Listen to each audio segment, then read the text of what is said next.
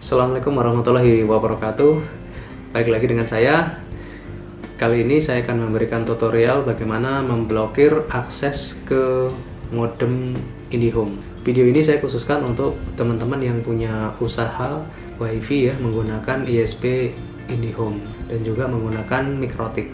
Langsung saja ya. Jadi kalau misalkan pelanggan WiFi-nya teman-teman itu bisa mengakses ke halaman webfeed-nya IndiHome. Nah, ini sebenarnya bahaya ya, karena untuk mengakses ke dalam menu webfeed IndiHome itu sudah secara umum ya, sudah diketahui passwordnya, yaitu username-nya user, kemudian passwordnya user. Nah, ini sangat bahaya sekali kalau misalkan kita dikerjain nanti oleh bocil-bocil ya yang ngakunya hacker. Dia bisa masuk ke menu web kita, kemudian dia lihat passwordnya, dan selanjutnya dia kalau datang ke tempat kita untuk usaha kita, dia akan mendapatkan fasilitas internet gratis. Saya akan contohkan ya, saya akan contohkan di sini.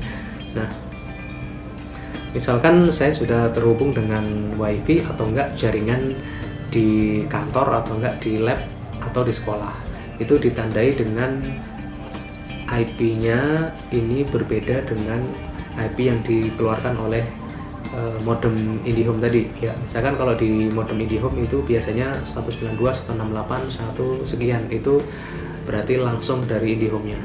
Namun kalau saya pakai 55 ini berarti sudah di-routingkan, ini saya menggunakan Mikrotik.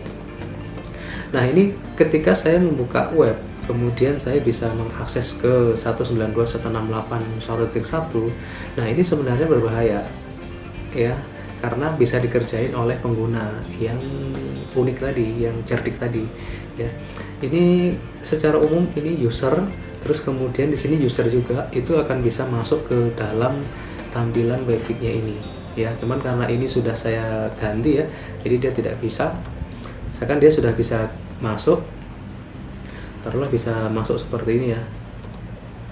Nah, dia akan melihat ke bagian network, kemudian di bagian security, dan dia akan bisa melihat passwordnya di sini. Ya, ini sangat merugikan tentunya untuk teman-teman yang punya usaha WiFi-nya nanti. Nah, untuk mencegah ini ya, yang pertama, kalau misalkan teman-teman tidak menggunakan Mikrotik, bisa langsung ke bagian administrasi, kemudian diganti passwordnya. Ya, ini all passwordnya diganti user, terus kemudian new password sama confirm passwordnya itu silahkan teman-teman yang mengisinya. Nah, apabila menggunakan Mikrotik ya, bisa kita menggunakan double security ya, ini di password dan kemudian kita block access juga di Mikrotiknya.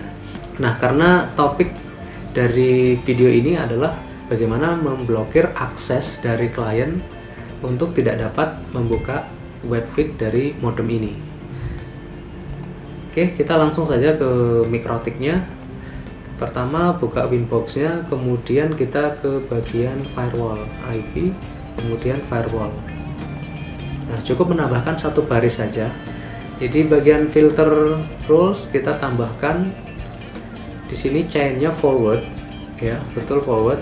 Kemudian destination address itu adalah tujuannya ya, yaitu 192.168.1.1. Kemudian protokol TCP dan destination portnya 80 karena webfeed. Dan di bagian action kita pilih drop. Ya, seperti ini saja. Kita apply dan oke.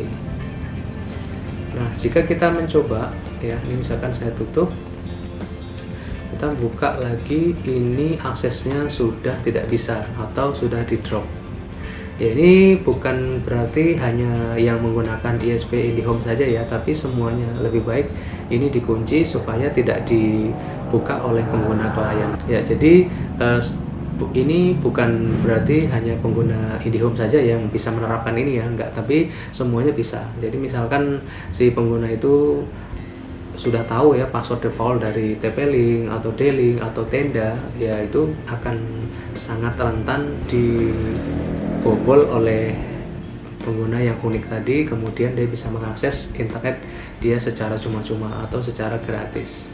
Kemudian ini tambahan ya, jadi misalkan kalau kita punya modem tadi alamatnya berbeda ya, misalkan tidak 1.1, jadi silahkan disesuaikan aja di sini di destination address ya.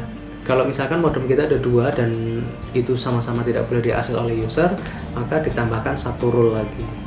Misalkan yang tadi kita buat adalah 192.168.1.1, misalkan ada lagi ya 192.168.2.1, yaitu dibikin rule-nya lagi. Jadi rule-nya nanti ada 2. Baik, sekian dulu video dari saya, semoga berhasil, semoga bermanfaat.